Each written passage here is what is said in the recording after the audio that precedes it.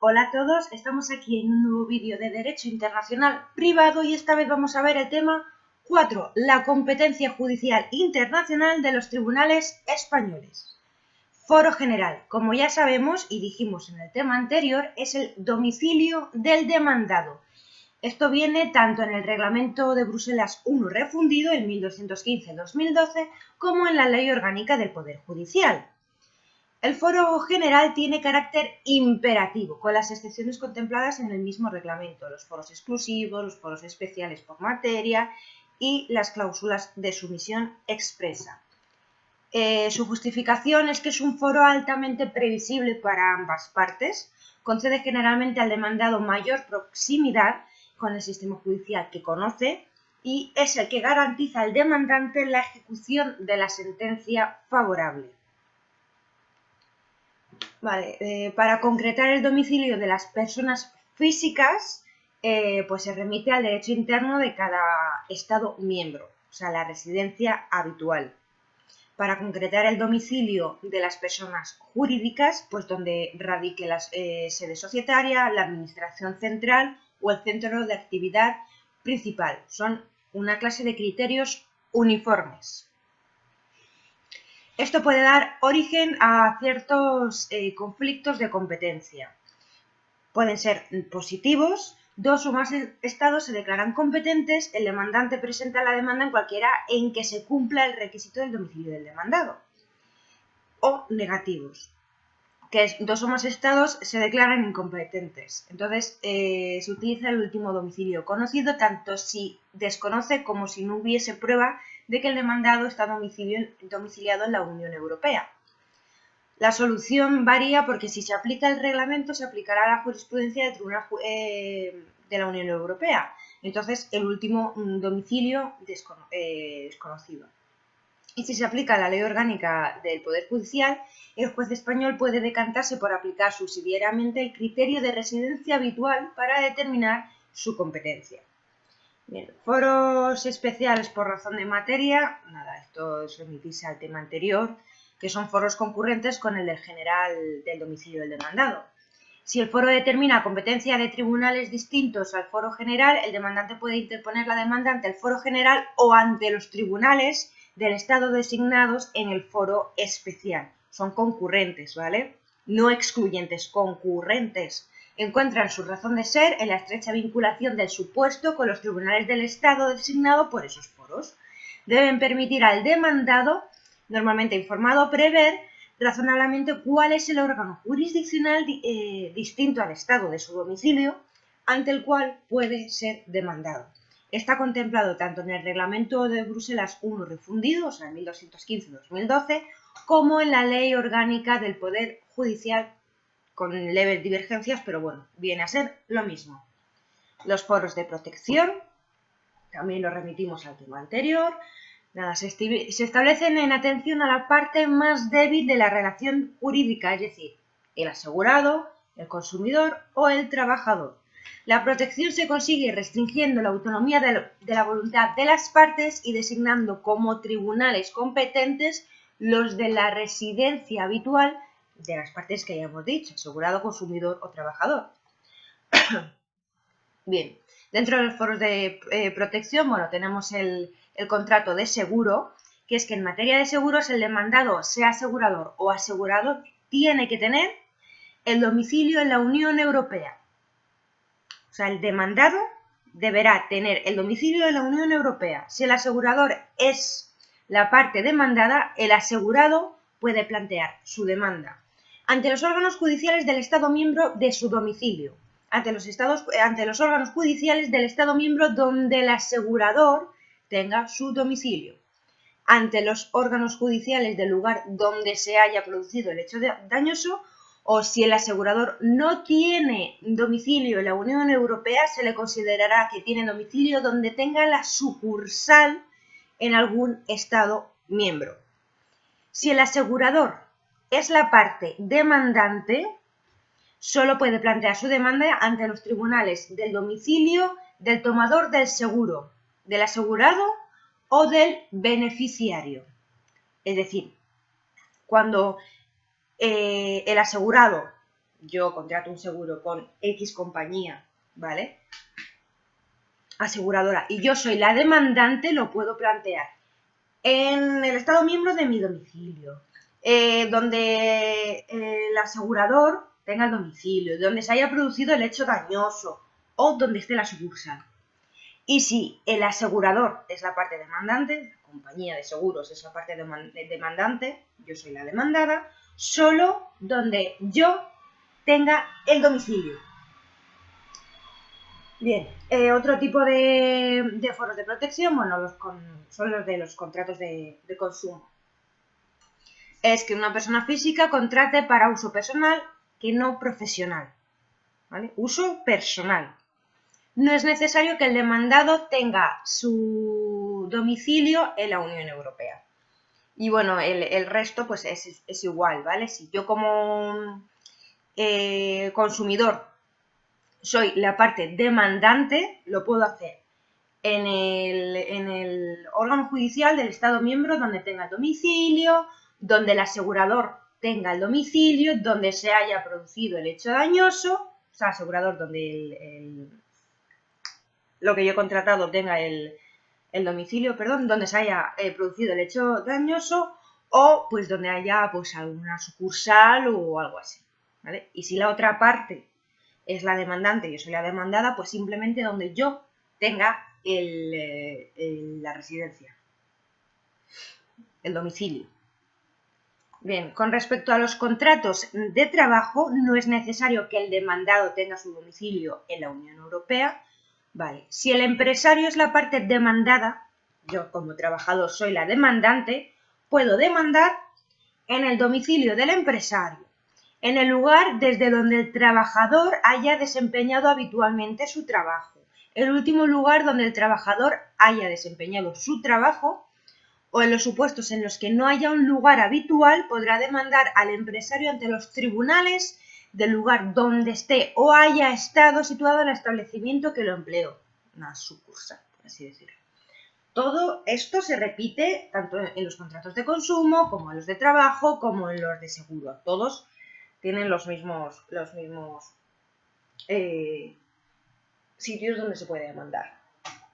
Por su parte, el empresario solo puede demandar al trabajador ante los tribunales de su domicilio.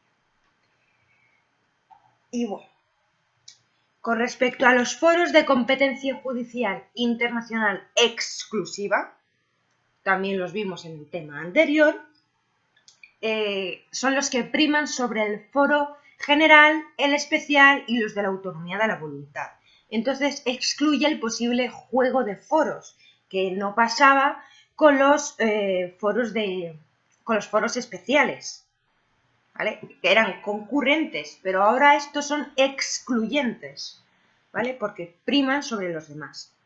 Su objetivo es preservar la jurisdicción de los tribunales de un Estado en determinados supuestos, de modo que los tribunales competentes no reconocerán ninguna resolución judicial extranjera que resuelva sobre algunas de estas materias.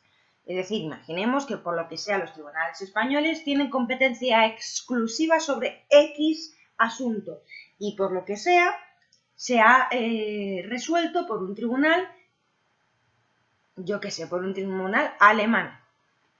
En España no se va a reconocer esa sentencia ni se va a ejecutar porque somos los tribunales españoles los que éramos competentes exclusivamente. Se establecen sin consideración del domicilio. Donde tenga el domicilio y la parte demandado o demandante, da igual.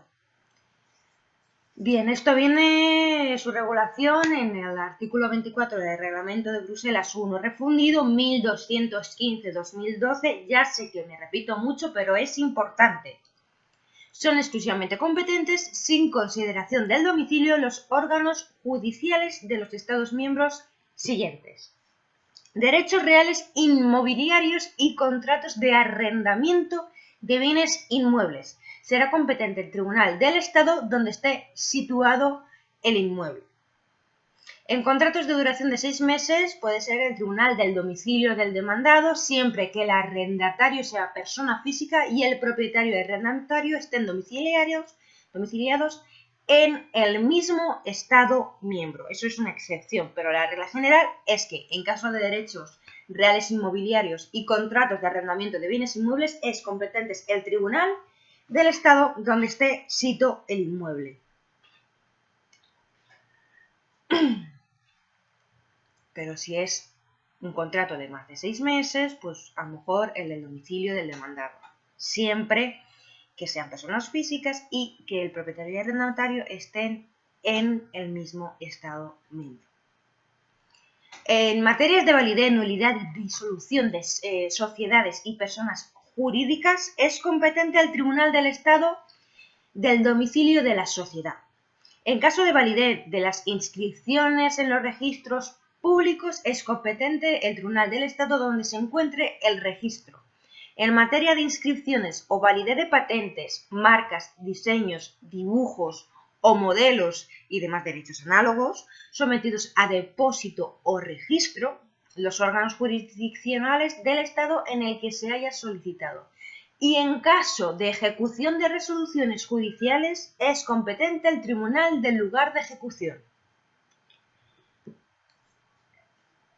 Foros por conexidad procesal. Esto simplemente es que tienen elementos comunes entre dos o más acciones. Los objetivos son facilitar una buena administración de justicia, reducir al máximo los procedimientos paralelos y evitar resoluciones inconciliables. Entonces tenemos 4 supuestos de conexidad procesal. Cuando hay pluralidad de demandados, es competente el tribunal del domicilio de cualquiera de ellos. Cuando la demanda sobre obligaciones de garantía o para la intervención de terceros, como regla general, el órgano jurisdiccional que esté conociendo la demanda principal, salvo que ésta se haya formulado con el único objetivo de provocar la intervención de un órgano jurisdiccional distinto al del domicilio del demandado. En caso de reconvención ante el órgano que conozca la demanda inicial, y en materia contractual en relación con derechos reales, si la acción puede acumularse con otra referida a derechos reales inmobiliarios dirigida al mismo demandado, una persona domiciliada en la Unión Europea también podrá ser demandada ante los órganos jurisdiccionales del Estado miembro donde esté sito el inmueble. Foros de autonomía de la voluntad. Las partes pueden acordar someter una disputa a una jurisdicción determinada. Esto es el principio dispositivo. Puede operar de forma expresa, con una cláusula en contrato, o tácita. El demandado comparece ante el tribunal sin impugnar la competencia. Es posible en los foros generales y especiales, pero no en los exclusivos.